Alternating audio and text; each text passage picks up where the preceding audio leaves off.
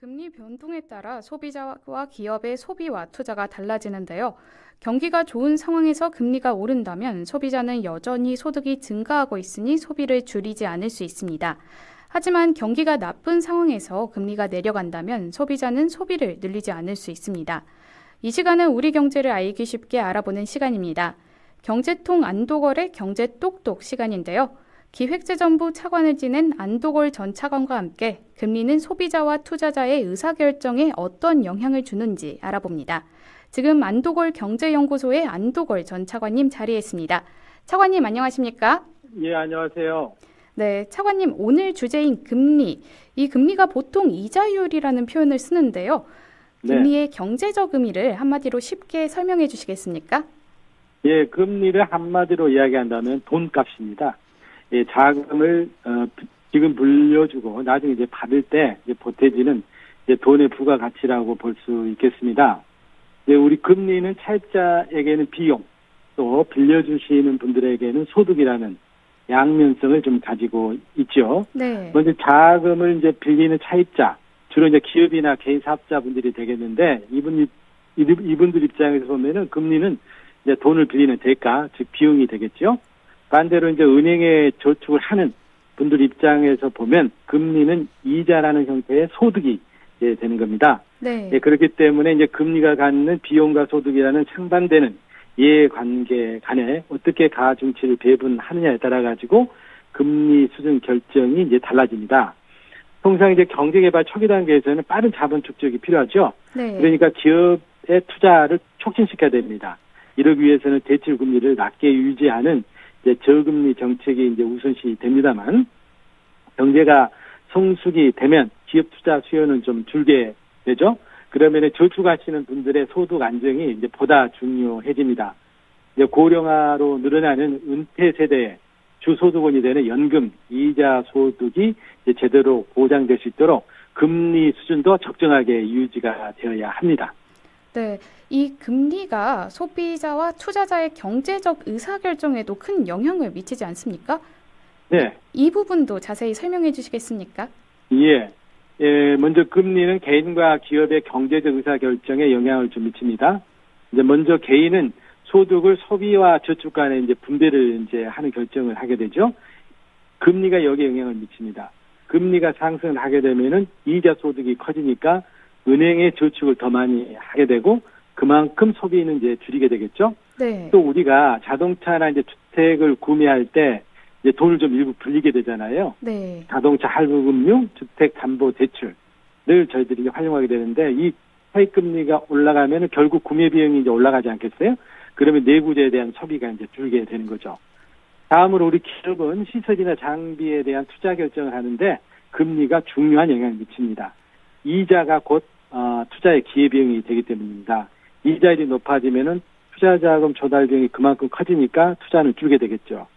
또한 이자율을 상회하는 수익률을 갖는 투자 대상이 그만큼 줄기 때문에 국민 경제 전체로 봐서도 투자 규모가 크게 축소가 되는 거죠.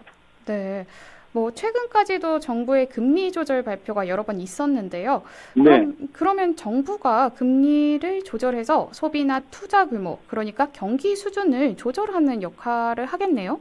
네, 그렇습니다. 그러니까 정부는 이처럼 이자율이 개인 소비와 기업 투자에 미치는 영향력을 이제 활용을 해서 이자율을 조정을 해서 국민 경제 전체의 지출 규모와 경기 수준을 조절하는 정책을 펼치게 됩니다. 이것을 경기 안정화 정책이라고 하지요. 네. 즉, 지금처럼 경기가 이제 침체하면은 정부는 금리를 낮춰서 소비와 투자를 진작시키고 경기를 부양시키게 됩니다. 반대로 경기가 과열이 되면요, 이자율을 높여서 소비와 투자, 즉 내수를 축소를 시켜 경기를 하향 안정화시키는 노력을 하게 되지요. 그렇다면 이번에는 기준금리는 무엇이고 이 시장금리와 연결 메커니즘은 어떻게 되는지 궁금합니다. 네, 이제 기준금리는 이제 중앙은행이 결정하는 정책금리입니다. 시장에서 결정되는 게 아닌 중앙은행이 결정한 정책금리인데요. 중앙은행이 시중은행에게 자금을 공급하고 또 반대로 흡수할 때 적용되는 금리를 말하는 겁니다. 한국은행은 금융통화위원회의 의결을 거쳐서 매월 기준금리를 이제 결정하게 됩니다. 그리고 이렇게 기준금리가 이제 결정이 되고 변경이 되잖아요. 그러면 시장에서 수급 상황에 따라 결정되는 시장 금리가 순차적으로 이제 변경을 하게 됩니다. 네. 먼저 금융기관 간의 단기적인 자금 과부족 해소를 하기 위해서 거래되는 초단기 콜 자금이라는 게 있어요. 예, 이 금리가 즉각적인 영향을 좀 받게 됩니다. 이 금리가 변하면은 국채 등 중장기 만기가 되는 채권의 금리가 따라서 움직입니다. 그리고 은행 등 금융기관의 예금과 대출 금리가 순차적으로 영향을 받아서 이제 변동이 됩니다. 이렇게 이제 시장 금리가 바뀌면은 제가 앞서 말씀드린 대로 금리가 개인의 소비 지출과 기업 투자 지출에 이제 영향을 미치지 않습니까? 네. 그래서 이 소비와 투자 지출이 이제 바뀌면서 이제 실물 경제에 이제 영향을 미치게 되는 겁니다. 네. 차관님, 요즘 언론 보도를 보면 미국이 계속 기준금리를 올린다 이러는데 미국이 기준금리를 계속 올리는 이유는 무엇입니까? 네, 이제 경기 과열에 따라 발생한 인플레이션을 잡기 위해서 지금 기준금리를 좀 올리고 있는 겁니다.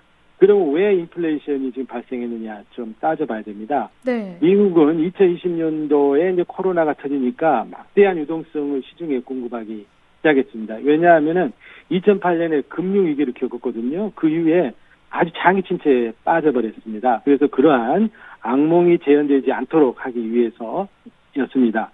그래서 연준은 이제 국채 등 금융자산을 매입을 하고 그만큼 시중에 자금을 직접 공급하는 무제한 양적 완화 정책을 실시를 했습니다. 네. 20년하고 21년 두 해 동안에 풀린 유동성이 4조 5천억 달러입니다. 지난 2008년 금융위기 이후 10년 동안 공급한 4조 달러보다 더 큰 규모입니다. 대규모 유동성을 시장에 투하를 한 겁니다. 이 결과로 다행히 경제 둔화를 막았는데 이제 과잉 유동성으로 인해 슈퍼 인플레이션이 발생을 해버렸어요. 네. 그래서 작년 6월에 미국의 물가 상승률이 9.1%까지 상승을 해버렸습니다. 엄청나게 오른 거죠? 그렇죠. 엄청나게 올랐죠. 그래서 이 물가를 잡기 위해서 이제 기준금리를 빠르게 이제 올리기 시작한 겁니다. 네. 그래서 작년 2월 달에 0.25%였는데 1년 5개월 만에 이게 5.5%로 이제 급상승을 이제 하게 된 겁니다. 이 결과 소비자 물가는 최근에 3%대로 잡는 데 성공을 했습니다만, 지난 6월 달에 이제 근원 물가라고 있는데요. 이게 보니까 4.8%예요. 이게 아직 높다 해서 지난 7월 기준금리를 0.25%포인트 다시 인상하는 이제 베이비 스텝이라고 합니다. 이거를 좀 단행을 하고 있습니다. 네. 그런가 하면 한미 기준금리, 금리 격차 확대되면서 자금 외화 유출의 우려가 커지고 있는 것도 사실 아닙니까? 네네. 지금 미국의 기준금리가 5.5%잖아요. 저희가 3.5%니까 미국과 금리 격차가 2%포인트로 확대가 됐죠. 네. 금리 요인만 본다면 돈의 흐름의 속성상 돈은 수익성을 쫓아가게 되죠. 그러니까 이자율이 낮은 곳에서 높은 곳으로 이동하는 게 당연하죠. 그런데 실제 자금 유출 상황을 보면은 금리 격차 이외에도 여러 가지 변수들이 작용을 합니다. 네. 특정 국가의 국가 신용도라든지 외환 보유라든지 재정 건전성과 같은 다양한 변수의 영향을 받기 때문에 금리 하나만으로 자금 유출이 일어나는 거 아닙니다. 네. 실제로 저희 보면은 작년 7월부터 우리나라와 미국 간의 금리 역전 현상이 생겼잖아요. 그러면서 금리 격차 계속 이제 확대되었습니다만 아직까지 유의미한 외국인 자금 유출 흐름은 없습니다. 그리고 왜냐하면은요, 우리나라 채권 시장에 이제 투자하는 외국인 투자가들을 보면은 대부분이 연기금이라든가 국부펀드, 중앙은행과 같은 장기 투자 성향의 이제 기관 투자자들입니다. 그리고 우리나라의 국가 신용도가 현재 우량 등급이죠. 그리고 우리 외환 보유고가 이제 현재 7월 기준으로 4,128억 불입니다. 세계 8위에 아주 넉넉한 상태이죠. 네. 그래서 이러한 요인들이 같이 작용을 하기 때문에 현재 자금 유출은 좀 일어나고 있지 않다 이렇게 이제 볼 수 있겠습니다. 그렇지만 지금 우리나라가 아직 이제 수출이 좀 부진하잖아요. 네. 그리고 최근에 이제 무역 수지가 흑자로 소폭 전환이 되었습니다만은 이게 제대로 자리 잡을지 좀 지켜봐야 되는 상황입니다. 그리고 저희가 지금 경기 하강기 국면에 있고 또 국내 경제 리스크도 큰 만큼 자금 유출에 대한 경계감을 늦춰서는 안 되겠습니다. 그렇군요. 끝으로 미국 연준의 금리 인상 이후에 국내외 자금 시장 동향도 궁금하고요. 이 자금 유출이 우려되더라도 국내 사정상 국내 기준금리를 올리기 어려운 측면도 클 것 같은데 어떻습니까? 네, 그렇습니다. 이번에 미국 연준에서 기준금리 0.25%포인트 올렸잖아요. 네. 그런데 그래서 이제 금리 격차는 확대가 되는데 주식이나 채권 등 자금 흐름을 보면은 의외로 지금 국내 금융시장이나 외환시장에서 큰 변동 요인은 좀 없습니다. 네, 차분합니다. 왜냐하면은 그 기준금리 인상 폭이 이미 시장에서 예상한 범위 내에 있기 때문입니다. 그리고 이번 인상을 마지막으로 해서 이제 기준금리는 동결될 거다. 또한 오른다 하더라도 그은 마무리 단계에 접어들었다라고 하는 게 이제 시장의 지금 전망이 있기 때문에 그렇습니다. 네. 네, 그래서 그리고 현재 이와 같은 현재 자금과 외환 시장의 안정세를 좀 보이고 있기 때문에 한국은행이 자금 이탈을 우려해서 기준금리를 올릴 것 같지는 않습니다.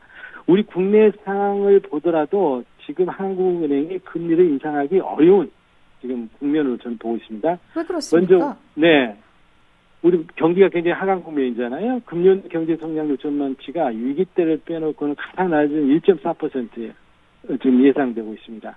그리고 내일주는 우리 가계부채가 늘고 있고 부동산 시장도 저조하고 현재 고금리 부담 때문에 지금 회복이 굉장히 더딥니다. 네. 이제 수출이 이제 관건인데 우리 이제 수출 1위 국가가 중국 아닙니까? 근데 중국이 리오프닝에도 불구하고 경기 회복세가 지금 부진해요.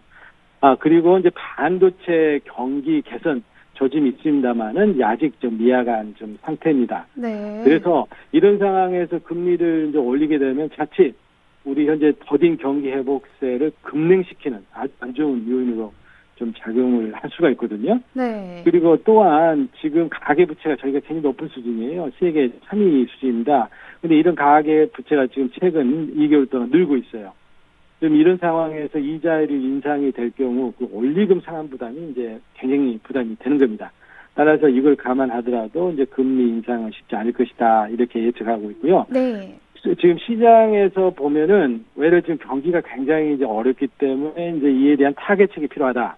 그래서 미국이 기준금리 인상을 이제 마무리하는 시점에 우리 국내 금리를 바로 인하해야 하지 않느냐라는 시장 압력도 지금 만만치 않는 상황입니다. 네, 알겠습니다. 차관님, 오늘 인터뷰는 여기까지 하겠습니다. 고맙습니다.